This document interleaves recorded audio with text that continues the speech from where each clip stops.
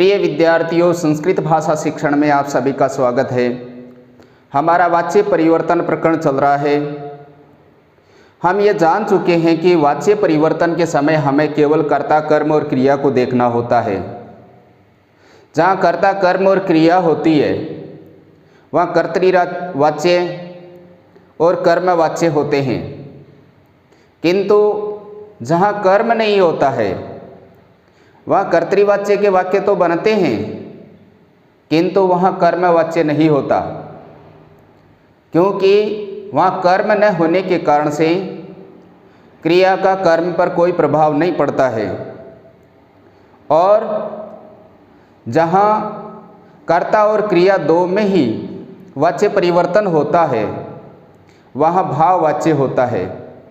जहाँ कर्म का अभाव होता है उसको हम भाववाच्य बोलते हैं। वैसे हम परिभाषा मानते हैं कि जहाँ आक्रामक क्रियाओं का प्रयोग होता है वहाँ भाववाच्य होता है, किंतु इस प्रकार से आप कभी भ्रमित नहीं होंगे। जिन वाक्यों में आक्रामक ही नहीं, जहाँ सक्रामक क्रियाएं भी होती है किंतु कर्म नहीं है, वहाँ भाववाच्य के ही नियम लगेंगे। इस श्लोक के माध्यम से वर्णन किया गया है कि आक्रामक धातुएं कौन कौन सी होती है। तो आप इस श्लोक में देखिए, लज्जा, स्थिति, जागरणम, वृद्धि, क्षय, जीवति, मरणम। लज्जा, स्थिति, जागरणम, वृद्धि, क्षय, जीवति, मरणम। शयन क्रीडा रुचि दीप्त्यर्थम धातु गणम तम अकर्मकम आहु। लज्जा, स्मृति, जागरणम, वृद्धि, क्षय, जीवति, मरणम। शयनम क्रीडा रुचि दीप्त्यर्थम धातु गणम तम अकर्मकम आहु।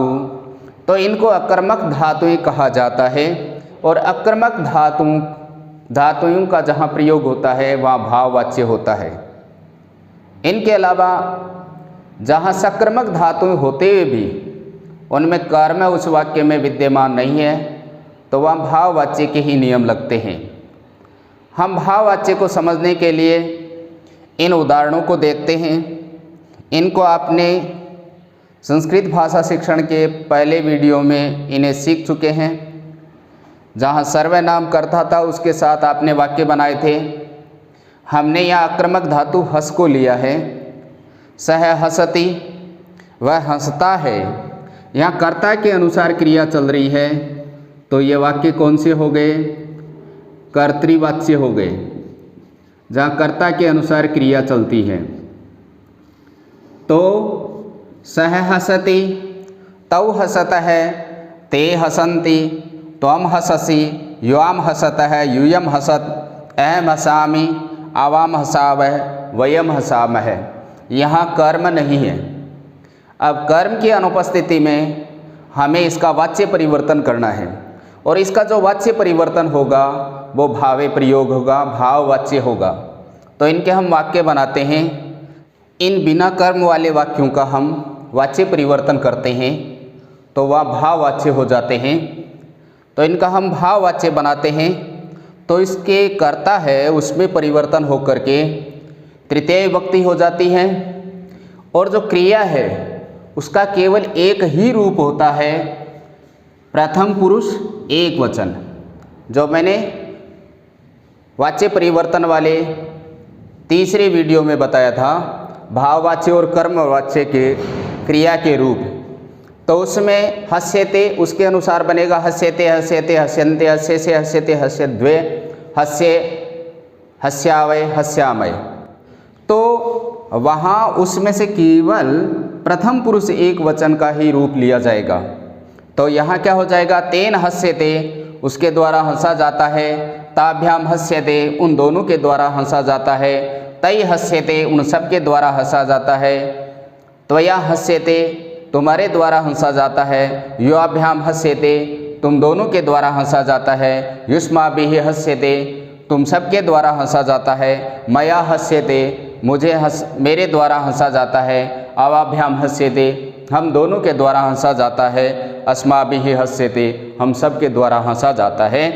कहने का अर्थ, वैसे हंस धातु अकर्मक क्रिया है, अगर यहाँ सकर्मक क्रिया भी होती, जैसे सह पठति, तो भी उसका वैसे ही बनता पठ्यते, तेन पठ्यते, ताभ्याम पठ्यते, तई पठ्यते, त्वया पठ्यते, युवाभ्याम पठ्यते, युष्माभिः पठ्यते, मया पठ्यते, अवाभ्याम पठ्यते, अस्माभिः पठ्यते। किंतु ध्यान रखा जाए, वाक्य लंबा हो सकता है, ये छोटा है, इसमें केवल कर्ता और क्रिया का ही प्रयोग किया गया है। जहाँ कर्म नहीं है, बाकी अन्य विभक्तियाँ सातवें वाक्य में हैं, जैसे तृतीया, चतुर्थी, पंचमी, षष्ठी, सप्तमी, संबोधन आदि हैं, तो उनका यहाँ कोई किसी प्रकार का वाच्य परिवर्तन में कोई लेखा नहीं है। हमें केवल ध्यान देना है तो कर्ता और क्रिया और कर्म पर ही देना है। तो जहाँ कर्ता और क्रिया ही जिस वाक्य में होता है, तो उसके वाच्य परिवर्तन यदि करेंगे तो कर्ता की तृतीया कर देंगे और जो क्रिया है वो कर्म और भाववाच्य वाला रूप है, उसका प्रथम पुरुष एक वचन करेंगे। अब हस की जगह हम दूसरा शब्द भी ले सकते हैं, जैसे सह तिष्ठति, तो तेन स्थीयते, स्था धातु होती है ना, ताभ्याम स्थीयते।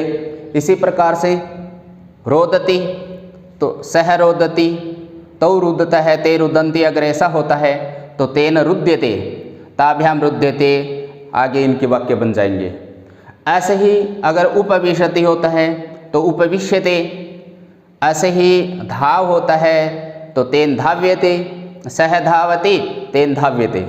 तो अन्य और भी जैसे हैं, सह नृत्यति तो तेन नृत्यते, सह व्याघ्रः गर्जति तो व्याघ्रेण गर्ज्यते। तो यहाँ केवल युष्मत् शब्द और अस्मत् शब्द, इनमें यही करता है। ध्यान रहे, प्रथम पुरुष के जो करता है उसमें मैंने 5वें वीडियो में जो बताए थे वो सब के सब प्रथम पुरुष में आते हैं। तो इसकी जगह अगर बालक शब्द लेते हैं तो बालकः हसति, बालको हसतः, बालकाः हसन्ति। तो यहाँ बालकेन हस्यते, बालकाभ्याम हस्यते, बालकै हस्यते, यानी ऐसा नहीं होगा बालकै हस्यन्ते। यहाँ केवल प्रथम पुरुष एक वचन की ही क्रिया लगेगी। हमें केवल ये जो भाववाच्य है, हमें पूरा यही ध्यान रखना है कि जहाँ कर्म नहीं होता है वहाँ क्रिया का प्रथम पुरुष एक वचन ही लगाना है। बाकी जो कर्मवाच्य था उसकी तरह ही है। भाववाच्य में और कर्मवाच्य में अंतर इतना ही होता है, कर्मवाच्य में कर्म स्थित होता है, भाववाच्य में कर्ता और क्रिया होती है, कर्म नहीं होता है। इसलिए क्रिया का केवल प्रथम पुरुष एक वचन रूप ही लगेगा। तो मैं मानता हूँ आप इसके उदाहरणों का अभ्यास करेंगे। अगले वीडियो से हम वाच्य परिवर्तन के उदाहरण शुरू करेंगे, जिसके माध्यम से आप वाच्य परिवर्तनों को अच्छी तरह समझ सकें। वीडियो को बराबर देखेंगे, पूरा देखेंगे, सभी वीडियो का रिवीजन करते रहेंगे। इसके साथ ही लाइक भी करेंगे, कमेंट करेंगे और अपने मित्रों के साथ अधिकाधिक शेयर करेंगे ताकि अधिकतम लोगों को फ़ायदा पहुंच सके। रीट 2020 शीघ्र ही परीक्षा होने वाली है, तो उस समय जो 2 भाषा लेनी पड़ती है, तो उसमें जो द्वितीय भाषा, यदि प्रथम भाषा आप हिंदी ले रहे हैं तो द्वितीय भाषा संस्कृत ले सकते हैं, और संस्कृत अंग्रेजी से ज़्यादा सरल है। इसमें एक तो आपके हिंदी का फ़ायदा मिल जाएगा, संधि समास है, व्याकरण के बहुत सारे भाग हैं, और इसके साथ ही जो शिक्षण विधियाँ आदि है उसमें भी आपके फ़ायदा रहेगा। तो संस्कृत में नंबर बनाने बहुत आसान है, 30 में से आप 25 से ऊपर आसानी से नंबर बना सकते हैं। अंग्रेजी की चौथाई मेहनत यदि आप संस्कृत में करेंगे तो भी आपके बहुत अच्छे नंबर आ सकते हैं। तो मैं आशा करता हूँ आप बराबर वीडियो को देखेंगे, शेयर करेंगे, कमेंट करेंगे, लाइक करेंगे। इसी आशा में जयतु संस्कृतम जयतु भारतम। नमो नमः। पुनः मिलामः।